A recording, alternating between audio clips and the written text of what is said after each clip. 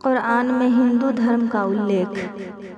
पवित्र वेद 4000 वर्ष तक लिखित रूप में न थे, बल्कि पुरोहित समाज के लोगों ने इसे याद कर रखा था। अलग अलग खंडों को अलग अलग तरह से अलग ऋषियों ने लिख रखा था।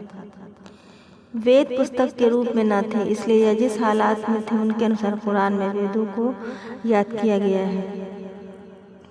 कुरान में एक आयत में वेदों को सुहफ़े ओला कहा गया है, जिसका अर्थ है ईश्वर द्वारा प्रकट किए गए प्राचीन ग्रंथ या आदि ग्रंथ।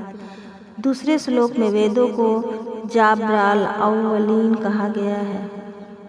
इसका अर्थ है प्राचीन ग्रंथ के बिखरे हुए पन्ने, एंशियंट सेक्रेटेड डिवाइन पेजेस। क्योंकि वेद एक ग्रंथ के रूप में न थे, बल्कि वेदों के सूक्ति और खंड अलग अलग जगह पर अलग अलग ऋषियों के पास था। आज भी उन ऋषियों के नाम हर सूक्त के आरंभ में है। कुरान के ऐसे कुछ आयतें जिनमें वेदों को सुहफ़े ऊला और जाब्राल अव्वलीन कहा गया है, वह आयतें निम्नलिखित हैं। कुरान के आयत में कहा गया है कि और वे कहते हैं कि यह पैगंबर अपने रब परमेश्वर की ओर से हमारे पास अपनी पैगंबरी साबित करने के लिए कोई निशानी क्यों नहीं लाते। उनके सवालों का जवाब ईश्वर ने ऐसे दिया, क्या उनके पास उनका स्पष्ट प्रमाण नहीं आ गया जो कुछ लोग की सूफ़े ऊला ग्रंथ आदि ग्रंथि में उल्लेखित है। अर्थात आदि ग्रंथियों का वेदों में हज़रत मोहम्मद सल्लल्लाहु अलैहि वसल्लम की भविष्यवाणी 31 बार की गई है। क्या यह उनके पैगंबर होने का ठोस सबूत नहीं है? इस आयत के प्रकट होने का एक और कारण हो सकता है कि अरब देश का हजारों वर्ष से भारत देशों से व्यापार संबंध रहा है और भारतीय लोगों के बहुत सारे कबीले यमन, सऊदी अरब, बहरीन में बसे हुए थे और वहाँ बसे भारतीयों ने जब यह सवाल हज़रत मोहम्मद सल्लल्लाहु अलैहि वसल्लम से किया तो ईश्वर ने उपरोक्त आयत श्लोक द्वारा उनको जवाब दिया।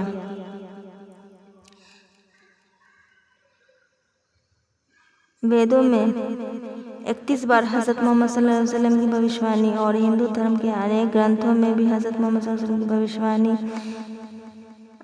आहमानुल ऋषि नारसंग और कल्कि अवतार में आई हैं। पवित्र कुरान की एक आयत इस तरह है, बेशक जब्र अव्वलीन में इस पवित्र कुरान की खबर मौजूद है।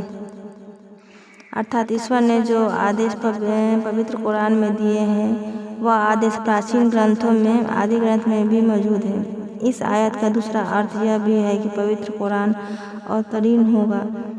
इसकी भविष्यवाणी सभी प्राचीन ग्रंथों में है। ऋग्वेद में पवित्र कुरान को अंतिम मशाल और वेद को पहली मशाल कहा है।